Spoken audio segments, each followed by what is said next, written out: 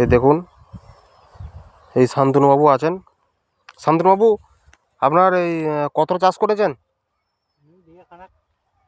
আচ্ছা, আমার কাছ থেকে তাহলে এই জ্যাম গোল্ডটা কতটা নিয়েছিলেন? বিঘেতে 400 গ্রাম, 400 থেকে 500 গ্রাম। তো এবছরই তো আপনি নিলেন। হ্যাঁ, তো আপনার পাশাপাশি জমির থেকে কীরকম আপনি কি বুঝছেন? আসলে জমির থেকে অনেক ভালো, অনেক ভালো। গাছের চারাও ভালো আছে, পাতাও ভালো আছে,